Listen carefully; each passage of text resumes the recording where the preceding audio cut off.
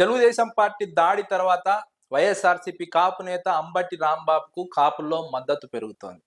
కాపుల నుంచి సానుభూతి వ్యక్తమవుతోంది. కాపుల నుంచి అంబటి రాంబాబుకు అండగా నిలబడడం మొదలవుతోంది. అందుకే విశాఖపట్నం నుంచి దాదాపుగా 300 కార్లతో అంబటి రాంబాబుకు మద్దతుగా వారి కుటుంబాన్ని పరామర్శించడానికి కాపు సామాజిక వర్గానికి చెందిన నాయకులు గుంటూరుకు తరలి వస్తున్నారు. గుంటూరుకు వచ్చి వారి కుటుంబంతో కలిసి వారికి సంఘీభావం తెలుపుతున్నారు.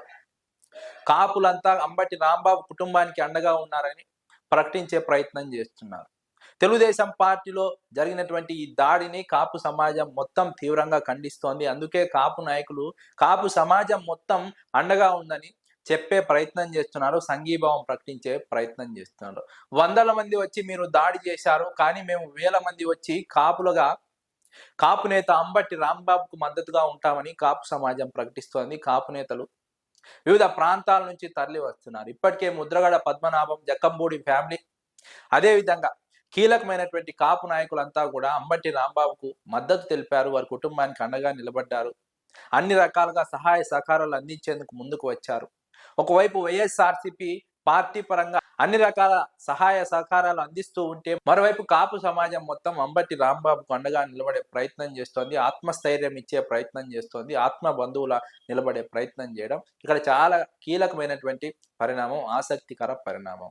తెలుగుదేశం పార్టీ, జనసేన పార్టీ కాపు సమాజంలోని కొంతమంది నాయకుల్ని తమకు అనుకూలంగా వినియోగించుకొని వారి ద్వారా అంబటి రాంబాబుపై అవాకులు చవాకులు పేల్చే ప్రయత్నం చేస్తున్న కాపు సమాజం యావత్తు మాత్రం అంబటి రాంబాబుకి అండగా నిలుస్తోంది.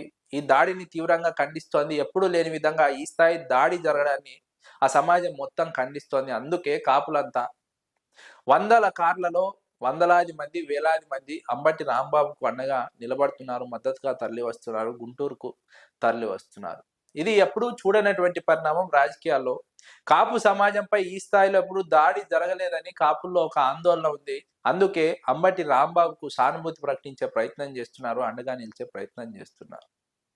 ఎప్పుడు జరగనటువంటి ఈ స్థాయి దాడి నేపథ్యంలోనే కాపు నాయకులు కదిలి వస్తున్నారు. లేదంటే కదిలి వచ్చే వాళ్ళు కాదు. పార్టీల పరంగా కాపులు చీలిపోయి ఉన్నప్పటికీ ఇప్పుడు పార్టీలకు అతీతంగా ఎందుకు వస్తున్నారంటే, అంబటి రాంబాబుపై జరిగినటువంటి దాడి మామూలు దాడి కాదు. ఒక మాజీ మంత్రి ఇంట్లోకి, ఒక సీనియర్ ఎమ్మెల్యే ఇంట్లోకి తెలుగుదేశం పార్టీ నాయకులు, కార్యకర్తలు వచ్చి ఇష్టానుసారంగా బూతులతో మాట్లాడుతూ, బూతులతో రెచ్చిపోయి కుటుంబ సభ్యులపైన ఇష్టానుసారం మాట్లాడుతూ, దాడులు చేస్తూ, ధ్వంసం చేస్తూ అంబటి రాంబాబుపై హత్యాయత్నం చేసే ప్రయత్నం చేసిన సమయంలోనే కాపుల్లో ఆందోళన మొదలైంది. తెలుగుదేశం కూటమి ప్రభుత్వానికి వ్యతిరేకంగా అసంతృప్తి మొదలైంది.